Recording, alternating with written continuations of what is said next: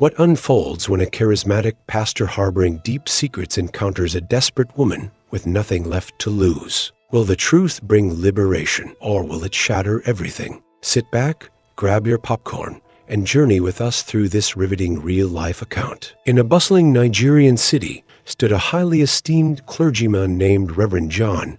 His church was among the most attended in the region, drawing people from far and wide every Sunday. Crowds overflowed beyond the church walls, eager to hear his sermons. His voice carried authority, and his messages touched the soul. Many believed he had a divine connection. He ministered to the sick, supported the less fortunate, and presided over countless wedding ceremonies. Yet, behind the sanctuary doors, Reverend John lived a double life. Secrets darker than night lingered in the shadows of his ministry. One evening, after a midweek service, Reverend John reclined in his lavish office. The room was scented with costly cologne. A timid young church assistant entered after a soft knock. "Pastor, the elders would like a word," the assistant said respectfully. John smiled warmly, though his eyes remained cold. "Tell them I'll be with them shortly." As the assistant departed, John's phone buzzed. A message flashed across the screen from an unknown number. "The Almighty sees all. Change your path before it's too late." He stared at the words, smirked, and casually deleted the text before returning to his paperwork. Enter Amaka, a young woman full of aspirations. She had recently been hired as Reverend John's personal assistant, while many envied her new role. For Amaka, it was a lifeline. Her mother was gravely ill and needed constant care. The income was essential, yet Amaka carried a hidden truth. She was living with HIV. She had told no one, not even her closest friends. On her first day, she dressed modestly in a pink blouse and blue skirt, gently knocked on the pastor's door. "Come in," his deep voice called. "Good afternoon, sir," she greeted, masking her nerves with a smile. John returned her smile and rose to shake her hand. "You must be Amaka. Welcome. I've heard positive things about you." "Thank you, sir," she replied, her tone polite. "This role requires dedication and loyalty," he said seriously. "Are you ready to give your all to the ministry?" "Yes, sir. I'm prepared," she said with conviction. "Excellent. Here, we're like family. We protect one another. If you ever face an issue, come straight to me. Understood?" "Yes, sir. Thank you," she nodded. Yet, as she left his office, a feeling of unease settled over her. Something about his smile felt rehearsed, like a fad masking something sinister. In the initial weeks, everything seemed fine. Amaka quickly adapted scheduling meetings, managing correspondence, and organizing events. Her commitment didn't go unnoticed. "You're doing well," Reverend John complimented one afternoon. "Efficient and intelligent. I wish all my staff were like you." "Thank you, sir," she replied graciously. But slowly, she began to sense a shift. Compliments became increasingly personal. "You look radiant today," he remarked one morning. "That color truly suits you." "Thank you, sir," she said, uncomfortable but unsure how to respond. One evening, as she was packing to leave, John called her back. "Have a seat," he gestured. She obeyed, unsure.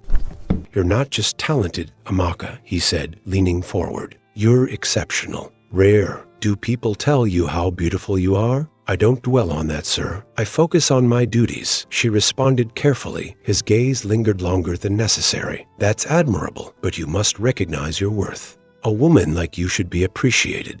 She stood quickly. "I'll complete the assignment before tomorrow." "Don't rush off," he said. "You know you can trust me, right?" "Yes, sir." She forced a smile and left. That night, she lay awake, haunted by his words and glances. Was this a pattern? Was she being tested? As weeks passed, his advances escalated. One day, he held her hand during a conversation. "You possess grace and charm, traits that are rare." She pulled away. "Sir, let's stay focused on work. Opportunities like yours don't come twice," he said, his tone shifting. "Sir, I'm here for the job only." His eyes narrowed. "Many would give anything to be in your place. If you want to remain, consider being more adaptable." "I don't understand," she said, though the implication was clear. "Oh, you do," he said with a dry chuckle. "If there's nothing else, I'll return to my duties," she said firmly. "Go, but remember loyalty matters." As As weeks passed, his advances escalated. A week later, Amaka received a dismissal letter. Confused and devastated, she approached his office only to be stopped by his guards. "He's occupied," they said. Tears welled in her eyes as she gathered her belongings and left the church. Her mother's needs weighed heavily on her heart. Despite her job search, doors remained closed. Hunger and hopelessness gnawed at her. Driven by desperation, Amaka returned to the church. She humbled herself and asked for her job back. "So you've come back?" John asked, smirking. "Please, sir, I need this job," she said, voice quivering. "You turned down my kindness before," he said, eyes narrowing. "I'm sorry, sir. I'll do whatever it takes." His expression shifted. "Anything?" She nodded. "Return Monday. But remember, respect and loyalty are non-negotiable." Amako agreed. This time, she would play it smart. She began recording conversations and saving every message. Eventually, he invited her to meet outside the office. 81st. It was awkward. She pretended to comply, driven by necessity and her plan. Weeks passed. He continued calling her, always unprotected. "God shields his servants," he claimed arrogantly. Amaka quietly documented everything, her resolve growing with each meeting.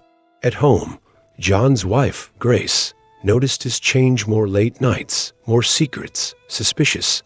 She confronted Amaka, who denied any wrongdoing. Grace, unconvinced, hired an investigator. 2 weeks later, photos arrived. Grace stared at the undeniable truth. She waited for the right moment. At a church meeting with the elders, Grace stormed in and exposed the affair with photos. "You've shamed this church," one elder said sternly. Amaka stood frozen. Her world was unraveling. Soon after, police arrived at Amaka's home. "You're under arrest for knowingly transmitting HIV," an officer stated. At the station, she presented evidence, recordings, texts, proof of coercion. The case made headlines. In court, John's image shattered. More women came forward, revealing similar encounters. With mounting testimony, the judge ruled Amaka innocent. The real predator had been unmasked. As Amaka exited the courtroom, whispers surrounded her. She looked skyward, a terror in her eye but hope in her heart. Her journey was far from over, but this time she would walk it with strength, dignity, and purpose.